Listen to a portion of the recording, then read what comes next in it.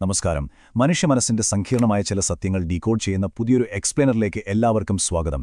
ഇന്ന് നമ്മൾ സംസാരിക്കാൻ പോകുന്നത് നമ്മളിൽ പലരും പുറത്തു പറയാൻ മടിക്കുന്ന, എന്നാൽ ഉള്ളിൻ്റെ ഉള്ളിൽ വലിയൊരു ഭാരമായി കൊണ്ടു നടക്കുന്ന ഒരു കാര്യത്തെക്കുറിച്ചാണ്. നമ്മുടെ സ്ഥാനത്ത് മറ്റൊരാൾ വരുമോ എന്ന ഭയം. അതെ, റീപ്ലേസ്മെന്റിനെക്കുറിച്ചുള്ള ഭയം. നിങ്ങളുടെ സ്വന്തം ജീവിതത്തിലെ ഒരു സാഹചര്യം ഒന്ന് സങ്കല്പിച്ചു നോക്കൂ. നിങ്ങളുടെ ഏറ്റവും അടുത്ത സുഹൃത്തിനോ കുടുംബാംഗങ്ങൾക്കോ എന്തെങ്കിലും ഒരു സഹായം ആവശ്യമായി വരുന്നു. സാധാരണയായി നിങ്ങളാണ് എപ്പോഴും അവരുടെ കൂടെ നിൽക്കാറുള്ളത്, അല്ലേ? എന്നാൽ പെട്ടെന്ന് നിങ്ങളുടെ അതേ റോളിൽ മറ്റൊരാൾ വരികയും അവർക്ക് ആ സഹായം ചെയ്തു കൊടുക്കുകയും ചെയ്യുന്നു. ആ ഒരു നിമിഷത്തിൽ ശരിക്കും എന്താണ് നിങ്ങൾക്ക് തോന്നാറുള്ളത്? സമാധാനത്തിന് പകരം നിങ്ങളുടെ നെഞ്ചിടിപ്പ് കൂടാറുണ്ടോ? വല്ലാത്തൊരു ഉത്കണ്ഠ അനുഭവപ്പെടാറുണ്ടോ? ആ പുതിയ വ്യക്തി കാരണം നിങ്ങളുടെ സ്ഥാനം അവിടെ ഇല്ലാതാകുമോ എന്ന് നിങ്ങൾ എപ്പോഴെങ്കിലും ഭയന്നിട്ടുണ്ടോ? സത്യം പറയുകയാണെങ്കിൽ ഈ ചിന്തകൾ നിങ്ങൾക്ക് വലിയ കുറ്റബോധം തന്നെ ഉണ്ടാക്കിയിട്ടുണ്ടാവാം. ഓക്കെ, നമുക്കിതിലേക്ക് കുറച്ചുകൂടി ആഴത്തിൽ കടക്കാം. കാരണം പുറമേ നിന്ന് നോക്കുന്ന ഒരാൾക്ക് ഇത് വെറുമൊരു അസൂയയാണെന്നോ അല്ലെങ്കിൽ ആളുകളെ സ്വന്തമാക്കി വെക്കാനുള്ള നിങ്ങളുടെ ദുർവാശിയാണെന്നോ തോന്നിയേക്കാം. പക്ഷേ യാഥാർത്ഥ്യം അതല്ല. ഇത് അസൂയയല്ല കേട്ടോ. മറിച്ച് നിങ്ങൾ ഒറ്റപ്പെട്ടു പോകുമോ അല്ലെങ്കിൽ ഉപേക്ഷിക്കപ്പെടുമോ എന്ന നിങ്ങളുടെ മനസ്സിന്റെ ആഴത്തിലുള്ള ഭയമാണ്. സത്യത്തിൽ ഇതൊരു സ്വഭാവദൂഷ്യമല്ല, നിങ്ങളുടെ തലച്ചോറിന്റെ ഒരു പ്രതിരോധ സംവിധാനം മാത്രമാണ്. ഒന്നാമത്തെ ഭാഗം, നിങ്ങളുടെ തലച്ചോറിന്റെ അതിജീവന ചിന്ത അഥവാ ഉപേക്ഷിക്കപ്പെടലുമായി ഇതിനുള്ള ബന്ധം. കോഗ്നിറ്റീവ് സൈക്കോളജി ഇതിനെ സർവൈവൽ തിങ്കിംഗ് അഥവാ അതിജീവന ചിന്ത എന്നാണ് വിളിക്കുന്നത്. നോക്കൂ, ഒരു കൂട്ടത്തിൽ അല്ലെങ്കിൽ ഒരു ബന്ധത്തിൽ നിങ്ങൾക്ക് നിൽക്കാൻ അർഹതയുള്ളത് നിങ്ങൾ മറ്റുള്ളവർക്ക് നിരന്തരം ഉപയോഗപ്പെടുമ്പോഴോ അല്ലെങ്കിൽ അവരുടെ ഒരു കെയർടേക്കറായി നിൽക്കുമ്പോഴോ മാത്രമാണ് എന്ന് നിങ്ങളുടെ തലച്ചോർ ശക്തമായി വിശ്വസിക്കുന്നു. അതായത് നിങ്ങളുടെ നിലനിൽപ്പ് തന്നെ നിങ്ങൾ അവർക്ക് എത്രത്തോളം ഉപകാരപ്പെടുന്നു എന്നതിനെ ആശ്രയിച്ചാണ് ഇരിക്കുന്നത് എന്നാണ് മനസ്സ് കരുതുന്നത്. അപ്പോൾ തലച്ചോറിന്റെ ഈ ഭയപ്പെടുത്തുന്ന യുക്തി എങ്ങനെയാണ് പ്രവർത്തിക്കുന്നതെന്ന് ശ്രദ്ധിക്കുക. ഒന്നാമതായി, നിങ്ങളുടെ റോളിൽ മറ്റൊരാൾ വരുമ്പോൾ ആ കൂട്ടത്തിൽ നിങ്ങളുടെ ആവശ്യമില്ലാതാകുന്നു. അപ്പോൾ തലച്ചോറ് അതിനെ വിലയിരുത്തുന്നത് എങ്ങനെയാണെന്നറിയാമോ? ആഹാ, നിങ്ങൾക്കിനി ഉപകാരപ്പെടാൻ കഴിയില്ല, അതുകൊണ്ട് നിങ്ങളുടെ സ്ഥാനം നഷ്ടപ്പെടും, നിങ്ങളെ അവർ പൂർണ്ണമായും ഉപേക്ഷിച്ചു പോകും. ഇതാണ് നിങ്ങളുടെ തലച്ചോറ് കാണുന്ന ലോജിക്ക്. അവിടെ നിങ്ങൾക്ക് അനുഭവപ്പെടുന്നത് അസൂയയല്ല, നിങ്ങളുടെ സ്വന്തം നിലനിൽപ്പിനെക്കുറിച്ചുള്ള ഭയമാണ്.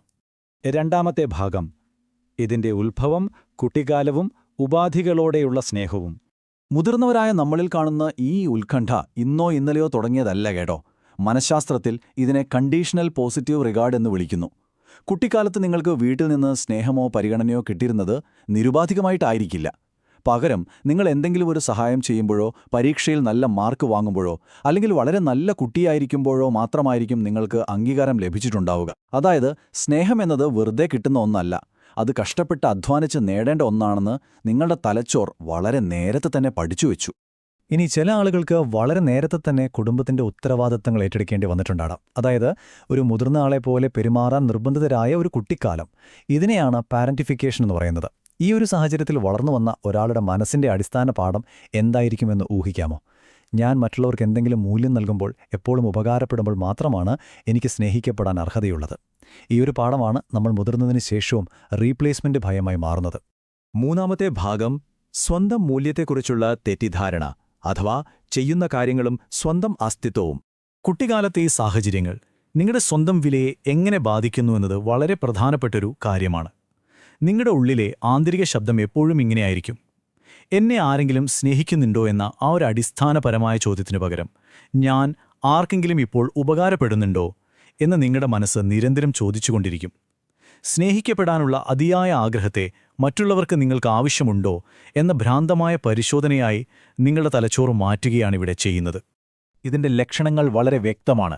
ഒന്ന് ചിന്തിച്ചു നോക്കൂ, നിങ്ങൾ മറ്റുള്ളവരുടെ പ്രശ്നങ്ങൾ അവർ പറയുന്നതിന് മുമ്പ് തന്നെ ഓടിച്ചെന്ന് പരിഹരിക്കാൻ ശ്രമിക്കാറില്ലേ? ആരെങ്കിലും ഒരു സഹായം ചോദിച്ചാൽ അതിനൊരിക്കലും നോ എന്ന് പറയാൻ നിങ്ങൾക്ക് കഴിയില്ല. അതിന് വലിയ ഭയമാണ്. ഏറ്റവും പ്രധാനമായി, യാതൊന്നും ചെയ്യാതെ വെറുതെ വിശ്രമിക്കുന്നത് നിങ്ങൾക്ക് വലിയൊരു അസ്വസ്ഥത അഥവാ അനീസി റെസ്റ്റ് ഉണ്ടാക്കുന്നു. കാരണം എന്താണെന്നറിയാമോ? ഉപകാരപ്പെടുക എന്നത് മാത്രമാണ് ബന്ധങ്ങളിൽ സുരക്ഷിതമായിരിക്കാനുള്ള ഒരേ വഴിയെന്ന് നിങ്ങളുടെ തലച്ചോർ വിശ്വസിക്കുന്നു. അതുകൊണ്ട് തന്നെ വിശ്രമിക്കുന്നത് വളരെ അപകടകരമാണെന്ന് അത് കരുതുന്നു. നാലാമത്തെ ഭാഗം, വൈകാരിക പരിചാരകൻ എന്ന കെണി അഥവാ മറ്റുള്ളവരെ പ്രീതിപ്പെടുത്തുന്നതിന്റെ വില. ഇത്തരം ഭയങ്ങൾ നമ്മുടെ പെരുമാറ്റത്തെ എങ്ങനെ സ്വാധീനിക്കുന്നുവെന്നും അത് നിങ്ങൾക്ക് എത്രത്തോളം വൈകാരികമായ ഭാരം നൽകുന്നുവെന്നും നമുക്കിനി നോക്കാം. നിങ്ങൾ ജീവിതത്തിൽ സ്വീകരിച്ചിട്ടുള്ള ഇമോഷണൽ കെയർടേക്കർ എന്ന റോളാണ് ഏറ്റവും വലിയ കെണി. എപ്പോഴും മറ്റുള്ളവരുടെ ആവശ്യങ്ങൾ മുൻകൂട്ടി കണ്ട് അത് സാധിച്ചു കൊടുക്കുന്ന ഈ രീതിയെ പീപ്പിൾ പ്ലീസിംഗ് അറ്റാച്ച്മെന്റ് എന്നാണ് വിളിക്കുന്നത്. സത്യത്തിൽ ഇത് വെറുമൊരു നിസ്വാർത്ഥതയല്ല കേട്ടോ. മറിച്ച് മറ്റുള്ളവർക്ക് നിങ്ങളൊരു ഉപകാരവുമില്ലാത്ത ആളായി മാറിയാൽ അവർ നിങ്ങളെ ഒഴിവാക്കുമോ എന്ന ഉത്കണ്ഠയിൽ നിന്നുമുണ്ടാകുന്ന ഒരു ഭയപ്പാടാണ്. യാഥാർത്ഥ്യം എന്താണെന്ന് വെച്ചാൽ, നിങ്ങൾ ആകെ തളർന്നിരിക്കുമ്പോഴും മറ്റുള്ളവരെ സഹായിക്കാൻ വേണ്ടി ഓടി നടക്കുന്നത് നിങ്ങളുടെ ഒരു സൂപ്പർ പവർ അല്ല. അതൊരു കടുത്ത മാനസിക ആഘാതത്തിന്റെ അഥവാ ട്രോമയുടെ പ്രതികരണമാണ്. നിങ്ങൾ നിങ്ങളെ തന്നെ നിരന്തരം അവഗണിക്കുകയാണ് ഇതിലൂടെ ചെയ്യുന്നത്. ഈയൊരു യാഥാർത്ഥ്യം നമ്മൾ മനസ്സിലാക്കേണ്ടത് വളരെ അത്യാവശ്യമാണ്. ഇവിടെ മറ്റൊരു രസകരമായ കാര്യമുണ്ട്. നിങ്ങൾ എപ്പോഴും മറ്റുള്ളവരെ സഹായിക്കും. എന്നാൽ ആരെങ്കിലും തിരികെ നിങ്ങളെ സഹായിക്കാൻ വന്നാൽ അതൊരു വലിയ ഭാരമായി നിങ്ങളുടെ മനസ്സിന് അനുഭവപ്പെടുന്നു. ഇതിനെ ഇംബാലൻസ്ഡ് റെസിപ്രോസിറ്റി എന്ന് പറയുന്നു. എന്തുകൊണ്ടാണ് ഇങ്ങനെ സംഭവിക്കുന്നത്? കാരണം നിങ്ങളുടെ കൂടെ നിൽക്കുന്നവരുടെ സ്നേഹം പിടിച്ചുപറ്റാൻ സ്വന്തം ആവശ്യങ്ങൾ മുഴുവൻ മാറ്റിവെച്ച് വലിയൊരു വിലയാണ് നിങ്ങൾ കൊടുത്തത്. അതുകൊണ്ടുതന്നെ യാതൊരു കഷ്ടപ്പാടുമില്ലാതെ മറ്റൊരാളൊരു സഹായം വാഗ്ദാനം ചെയ്യുമ്പോൾ അത് നിങ്ങളുടെ തലച്ചോറിന് ഒരു ഭീഷണിയായിട്ടാണ് തോന്നുന്നത്. 5ാമത്തെ ഭാഗം, നിങ്ങൾ ഇപ്പോൾ തന്നെ അർഹനാണ്. ഈ രീതിയെ മറികടക്കാം. ഈ ഭയങ്ങളിൽ നിന്നും കുറ്റബോധത്തിൽ നിന്നും പുറത്തു കടക്കാനും നിങ്ങളുടെ സ്വന്തം മൂല്യത്തെ പുതിയൊരു കാഴ്ചപ്പാടിലൂടെ കാണാനുമുള്ള സമയമാണിത്. അതുകൊണ്ട് ഏറ്റവും പ്രധാനപ്പെട്ട കാര്യം ഇതാണ്. ഈ വാചകം വളരെ ശ്രദ്ധയോടെ കേൾക്കുക. നിങ്ങൾ എത്രത്തോളം കാര്യങ്ങൾ ചെയ്തു കൂട്ടുന്നു, അല്ലെങ്കിൽ മറ്റുള്ളവർക്ക് എത്രത്തോളം ഉപയോഗപ്രദമാണ് എന്നതിലല്ല നിങ്ങളുടെ വിലയിരിക്കുന്നത്. നിങ്ങളുടെ സ്വന്തം മൂല്യമെന്നത് മറ്റുള്ളവർക്കു വേണ്ടി നിങ്ങൾ ചെയ്യുന്ന ജോലിയുമായി യാതൊരു ബന്ധവുമില്ലാത്ത ഒന്നാണ്. നിങ്ങളെ മറ്റാരെങ്കിലും പകരം വെക്കുമോ എന്ന് നിങ്ങൾ നിരന്തരം ഭയക്കുന്നുണ്ടെങ്കിൽ അതിനർത്ഥം നിങ്ങൾക്കെന്തോ വലിയ കുഴപ്പമുണ്ടെന്നല്ല. നിങ്ങളൊട്ടും ബ്രോക്കണല്ല. നിങ്ങളുടെ ജീവിത സാഹചര്യങ്ങൾ കാരണം നിങ്ങളുടെ തലച്ചോറ് പഠിച്ചുവെച്ച വെറുമൊരു അതിജീവന തന്ത്രം മാത്രമാണിത്. മറ്റുള്ളവർക്ക് നൽകാൻ കഴിയുന്ന സഹായങ്ങളെ മാറ്റി നിർത്തിയാലും നിങ്ങൾ നിങ്ങളായതുകൊണ്ട് മാത്രം, ഭൂമിയിലൊരു മനുഷ്യനായി ജനിച്ചതുകൊണ്ട് മാത്രം സ്നേഹിക്കപ്പെടാനും അംഗീകരിക്കപ്പെടാനും പൂർണ്ണമായും അർഹതയുള്ള ആളാണ് എന്ന് സ്വയം തിരിച്ചറിയുക. അപ്പോൾ ഒരു ചോദ്യം ചോദിച്ചുകൊണ്ട് നമുക്കിത് അവസാനിപ്പിക്കാം. നാളെ രാവിലെ ഉണരുമ്പോൾ മറ്റുള്ളവർക്ക് ഉപകാരപ്പെടുന്ന ഒരു ഉപകരണം മാത്രമായിട്ടാണോ, അതോ നിരുപാധികമായി സ്നേഹിക്കപ്പെടാൻ അർഹതയുള്ള ഒരു വ്യക്തിയായിട്ടാണോ നിങ്ങൾ നിങ്ങളെ തന്നെ കാണാൻ പോകുന്നത്? ഈയൊരു ചിന്ത ഞാൻ നിങ്ങളിലേക്ക് തന്നെ വിടുകയാണ്. മനുഷ്യന്റെ പെരുമാറ്റങ്ങൾക്ക് പിന്നിലെ ഇത്തരം മറഞ്ഞിരിക്കുന്ന മനഃശാസ്ത്ര സത്യങ്ങളെ കൃത്യമായി ഡീകോഡ് ചെയ്യുന്ന ഈ യാത്രയുടെ ഭാഗമാകാൻ ഞങ്ങളുടെ കൂടെ ചേരുക. സബ്സ്ക്രൈബ് ചെയ്യാൻ മറക്കരുത്. കൂടുതൽ അറിവുകളുമായി നമുക്ക് അടുത്ത തവണ കാണാം. നന്ദി.